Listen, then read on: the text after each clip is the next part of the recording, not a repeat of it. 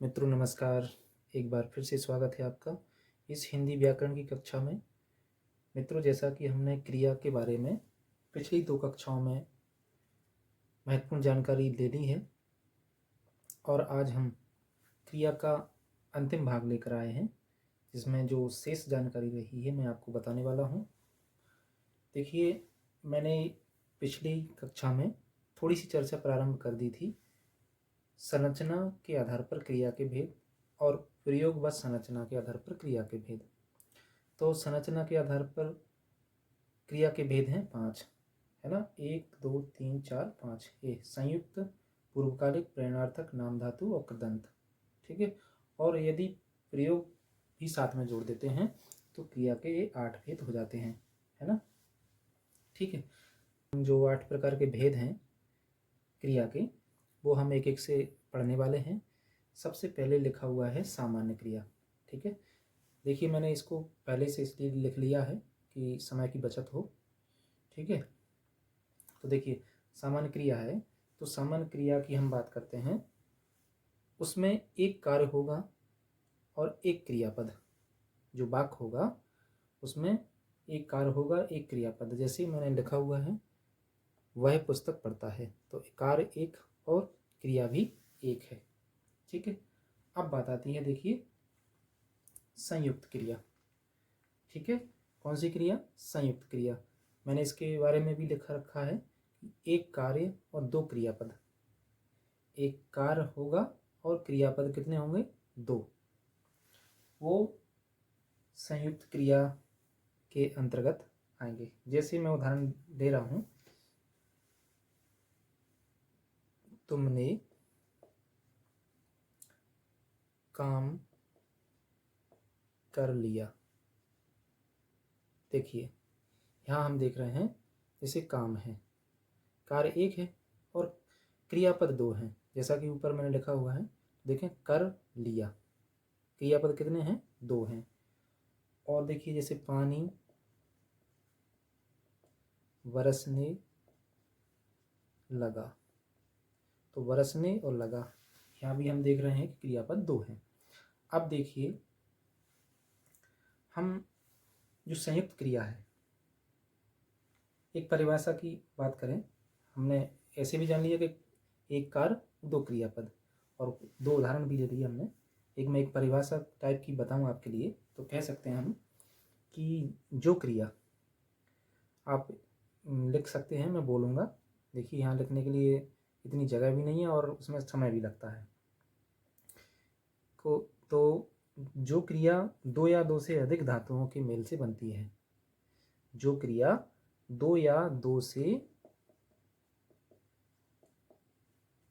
अधिक धातुओं के मेल से बनती है, उसे संयुक्त क्रिया कहते हैं, ठीक है। जैसे उदाहरण हमने ले लिए सामने कि कर लिया, बरसने लगा। जैसे मैं और उदाहरण ले लूँ, जैसे कि घनश्याम रो चुका, किशोर रोने लगा, तो रोने लगा 2 क्रियापद हुए, ठीक है।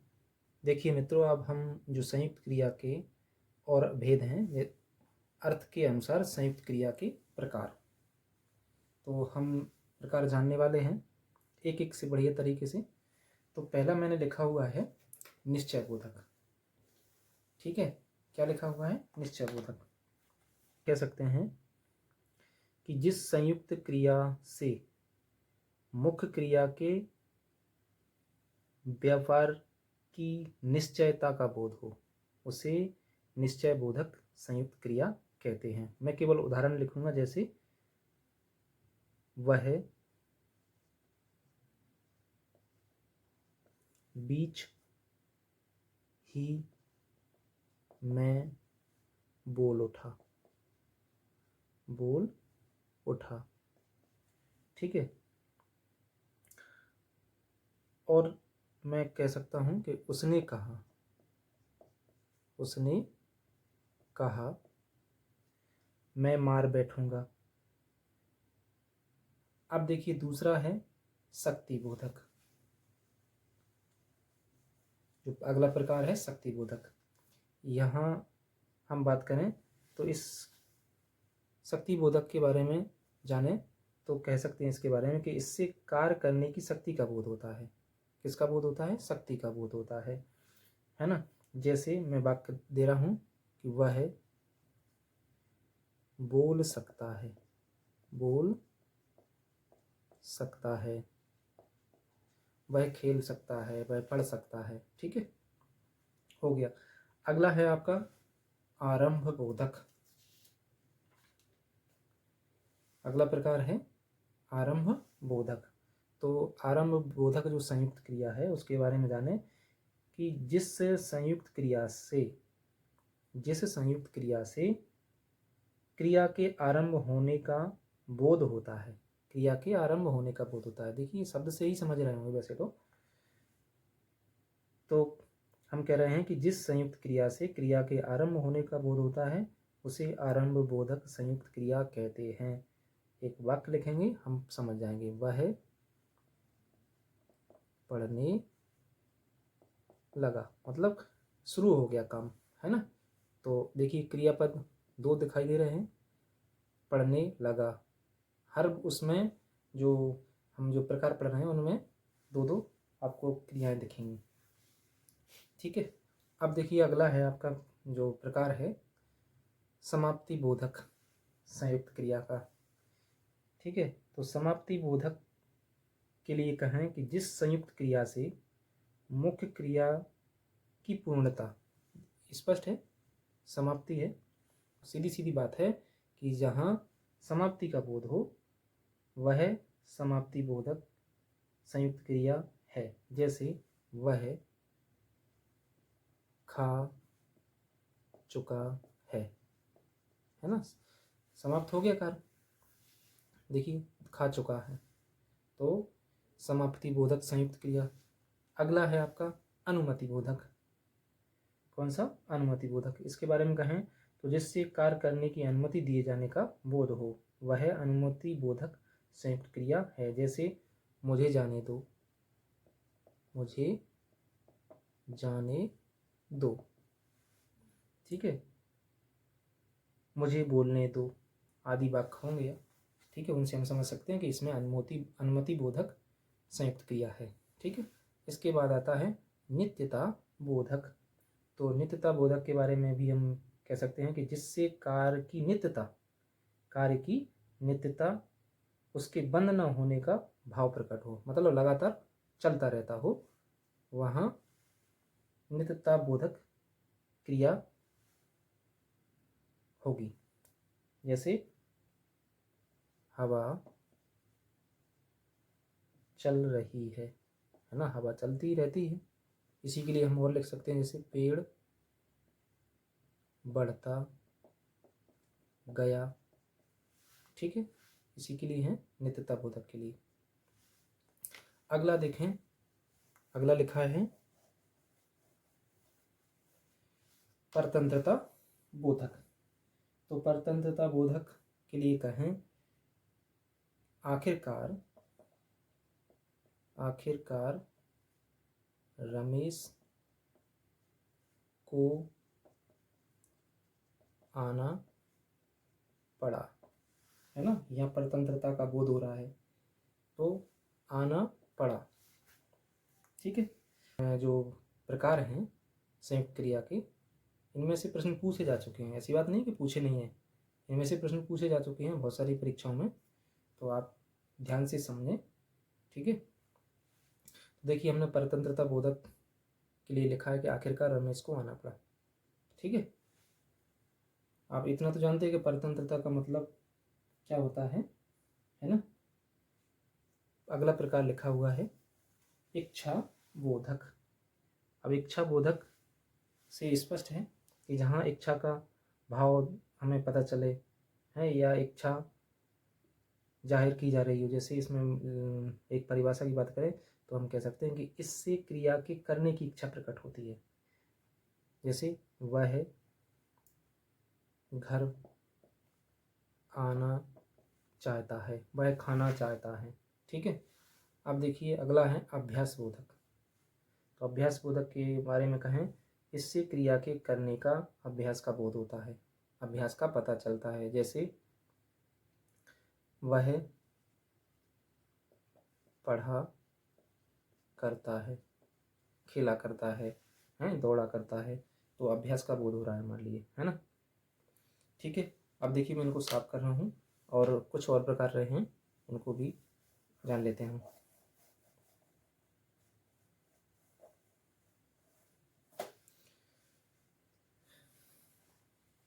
देखिए अगला है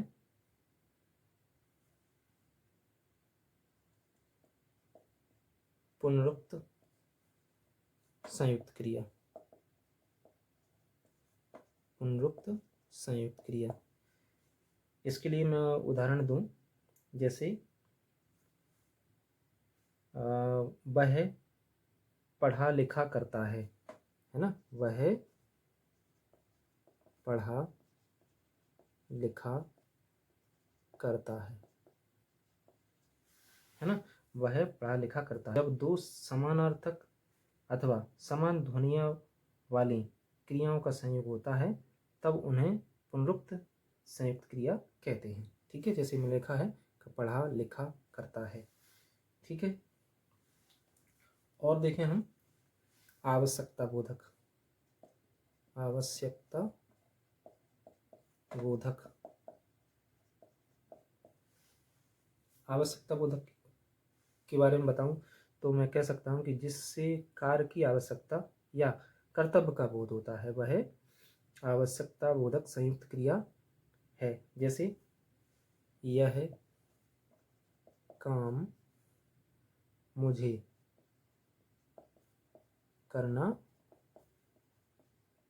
पड़ता है ना, करना पड़ता है। तुम्हें यह काम करना चाहिए। इस तरह से वाक्य आप और बना सकते हैं। तो देखिए इसमें लिखा है करना पड़ता है, क्रियाएं आपको जानकारी है ही कि दो होंगी। ठीक है मित्रों, चलिए अब हम देखते हैं क्रिया का अगला प्रकार। ठीक है, ये आपकी दो क्रियाएं सामान्य और संयुक्त क्रिया हो चुकी हैं। अब अगले प्रकार पर जाते हैं हम, पूर्वकालिक। कौन सी? पूर्वकालिक। तो पूर्वकालिक की बात करें तो हम इसमें जान रहे हैं कि एक पूर्ण होकर दूसरी हो, दूसरी हो। एक क्रिया पूर्ण होकर दूसरी हो, जो पहले वाली क्रिया होगी, है ना, जो पूर्ण होगी वो पूर्वकालिक क्रिया कहलाएगी। कौन सी क्रिया कहलाएगी? पूर्वकालिक क्रिया कहलाएगी। मैं एक परिभाषा की बात करूं इसकी पूर्वकालिक की, तो मैं बता रहा हूं आपके लिए कि जब कर्ता एक क्रिया समाप्त कर, जब कर्ता एक क्रिया समाप्त कर उसी क्षण दूसरी क्रिया में प्रवृत्त होता है, मतलब दूसरी क्रिया को करने लग जाता है, तब पहली क्रिया पूर्वकालिक क्रिया कहलाती है। ध्यान से सुना आपने। देखिए जैसे मैं लिख रहा हूं, उसने नहाकर भोजन किया। नहाकर भोजन किया, समझिए बात के लिए। जैसे यहाँ लिखा है नहाकर, है ना, फिर दूसरा काम चालू कर दिया, नहाकर भोजन किया। नहाकर क्या किया? भोजन किया। तो जो नहाकर है एक कौन सी क्रिया कहलाएगी? पूर्वकालिक क्रिया कहलाएगी। ठीक है, क्योंकि इससे नहाने की क्रिया की समाप्ति के साथ ही भोजन करने की क्रिया का बोध हो रहा है ना। इसको करने के, नहाने के बाद वह भोजन की क्रिया प्रारंभ कर रहा है, तो इसमें जो नहाकर है पूर्वकालिक क्रिया कहलाएगी। ठीक है, अब देखिए थोड़ा सा ध्यान देने वाली बात है, बहुत इंपॉर्टेंट है कि हम और वाक्य लेने से वह खाकर सोता है, समझिए। और मैं एक और वाक्य लिख रहा हूं, वह बैठकर पड़ता है।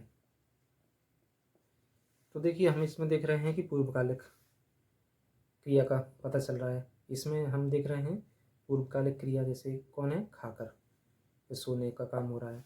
अब देखिए यहाँ, देखिए इस वाक्य में यहाँ पूर्वकालिक जो बैठकर है ना, पूर्वकालिक क्रिया नहीं होगी। समझिए इस बात के लिए मैं बता रहा हूँ। इसके लिए क्या है कि जो बैठकर और पढ़ता है दोनों एक साथ में हो रही हैं। देखो बैठकर पढ़ता है ना, दोनों क्रियाएं हो रही हैं। तो यहाँ तो देखें हम, खाकर सोता है, खा लिया फिर इसके बाद सो रहा है, यहाँ नहाकर फिर भोजन कर रहा है, लेकिन यहाँ बैठकर और पढ़ता है, तो दोनों क्रियाएं साथ में चल रही हैं। ठीक है, तो इसके लिए हम नोट करके लिखेंगे कि यदि दोनों साथ साथ हों तो पूर्वकालिक ना होकर क्रिया विशेषण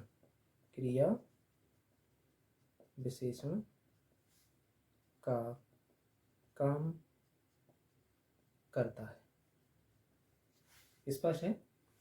देखिए यहाँ बैठकर पढ़ता है, तो यहाँ ये पूर्वकालिक क्रिया नहीं होगी, ये विशेषण का काम कर रहा है। ठीक है, ये बहुत इम्पोर्टेंट चीज़ है।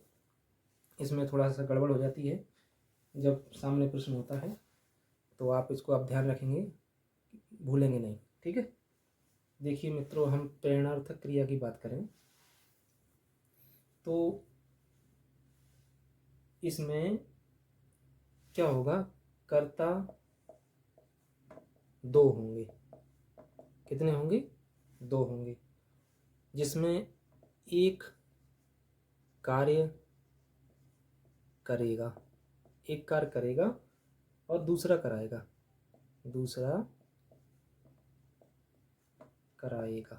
ये ध्यान रखना हमारे लिए।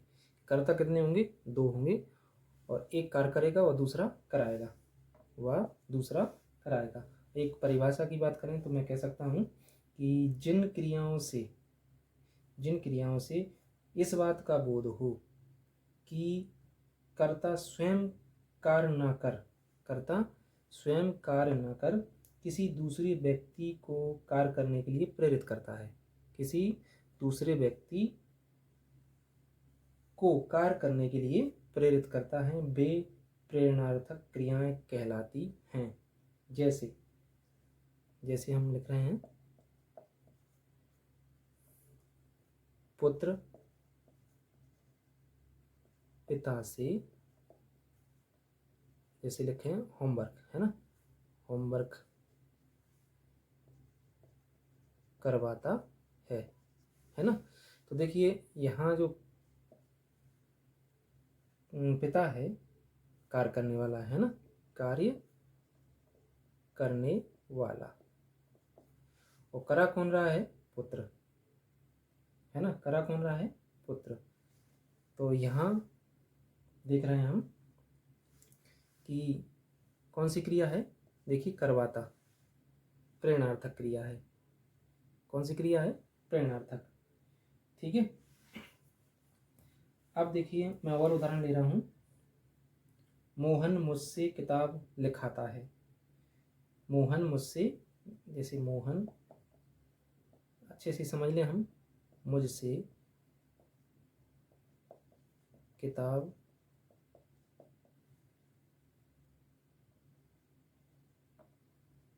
लिखाता या लिखवाता है। ठीक है, लिखाता है। तो इस वाक्य में जो करता है कौन, मोहन, स्वयं किताब नहीं लिख रहा है, किससे, मुझसे, है ना, मुझसे, अर्थात कहेंगे दूसरे व्यक्ति से, है ना, को लिखने की प्रेरणा देता है। कौन, मोहन।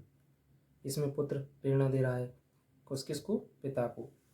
तो अब देखिए इसमें हम जानेंगे कि प्रेरणार्थक क्रिया के दो रूप हैं। कितने रूप हैं, दो रूप। कैसे हैं, जैसे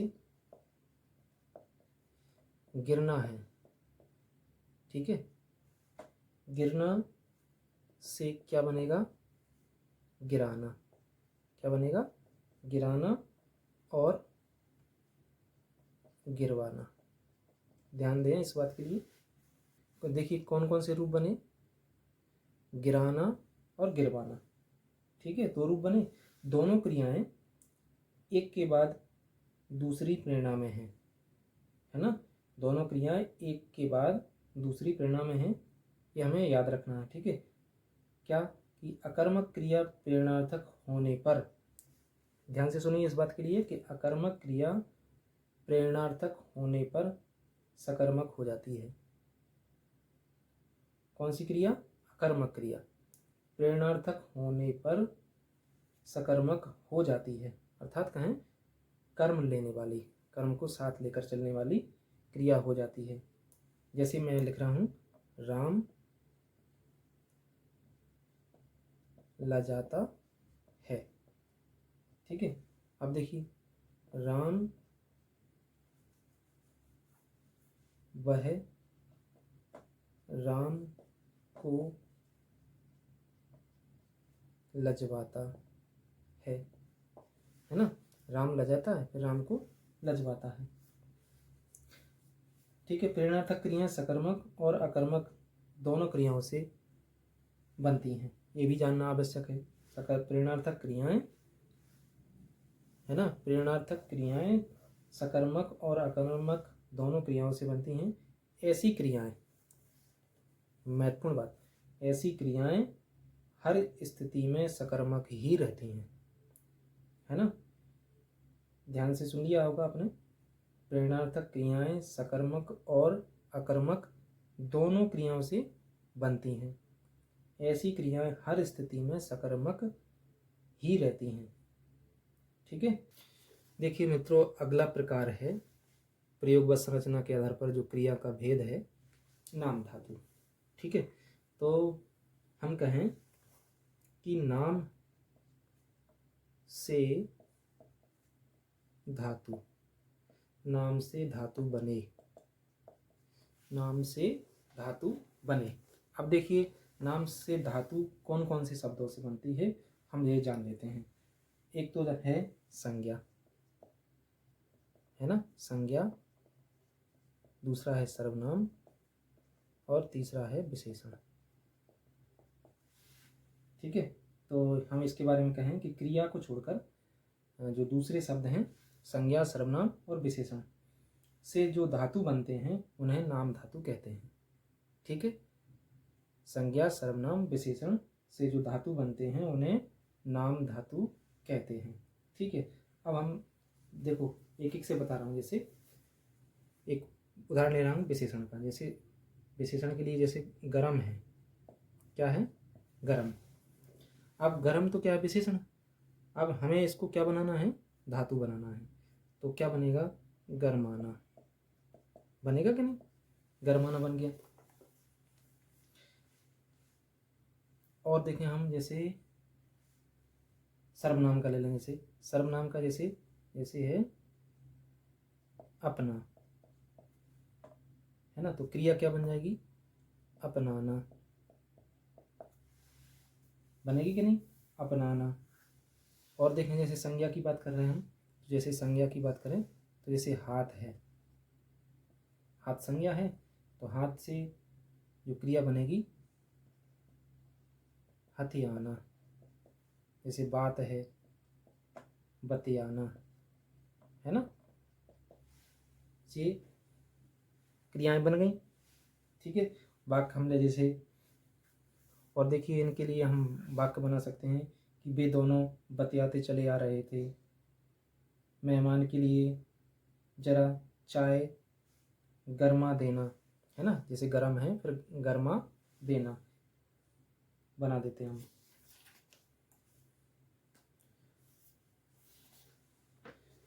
अगला प्रकार देखें, कृदंत। ठीक है, कौन सा है? कृदंत धातु, कृदंत क्रिया। तो मैं इसके बारे में बता रहा हूँ आपके लिए कि धातुओं में ना के अलावा, ना के अलावा कोई अन्य प्रत्यय जोड़ दिया जाए और अन्य प्रत्यय जोड़ दिया जाए और जो बनने वाला शब्द क्रिया बनता है,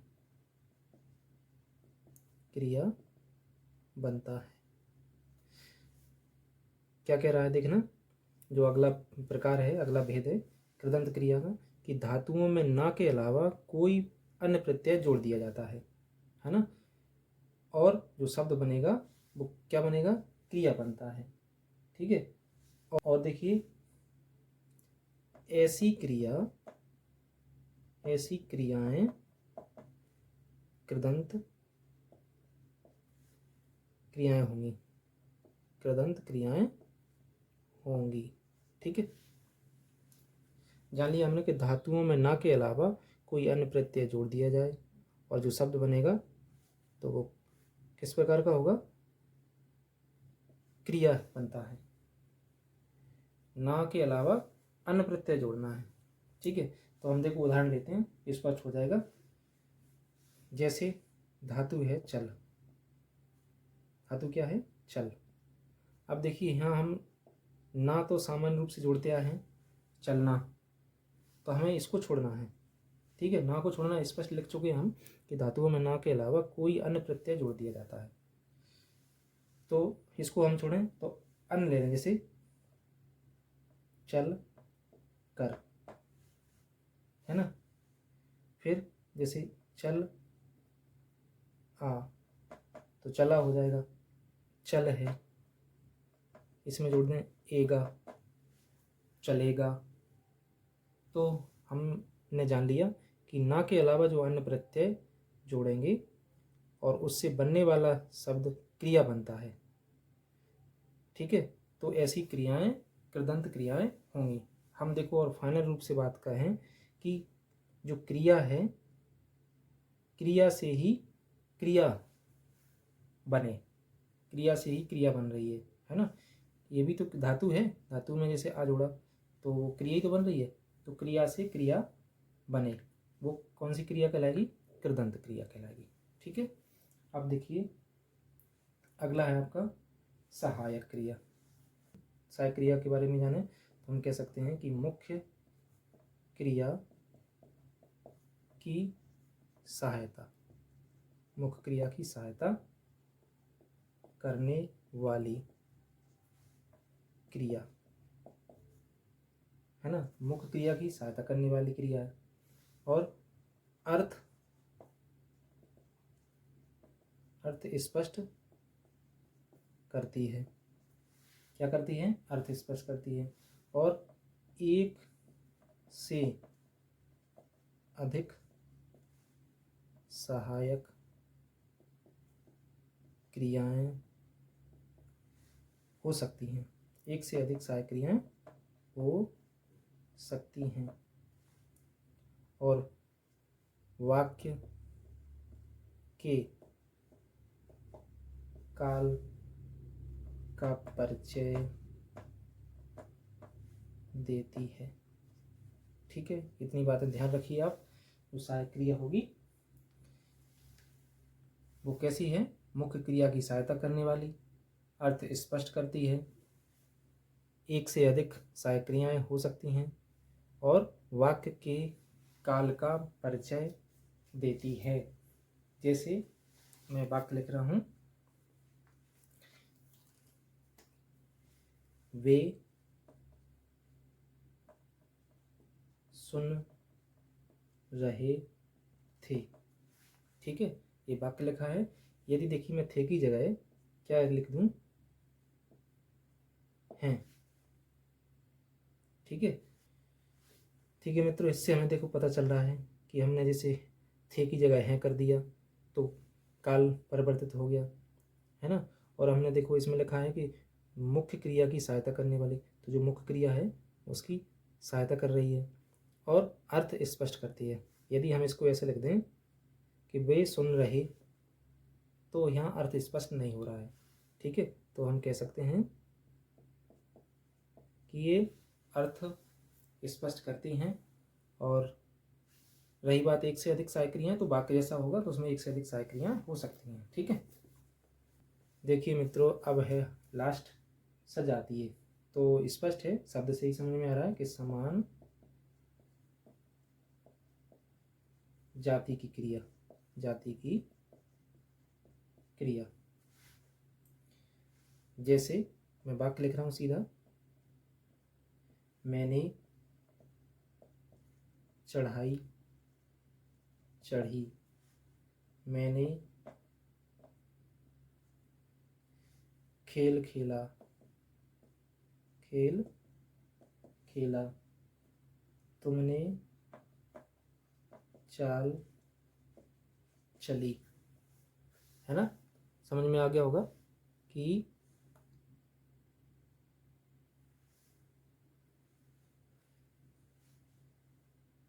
तो देखिए मित्रों, मैंने जो सजातीय क्रिया शेष रही थी उसके बारे में बता दिया है कि समान जाति की क्रिया, है ना, समान जाति की क्रिया। जैसे मैंने चढ़ाई चढ़ी, खेल खेला, चाल चली।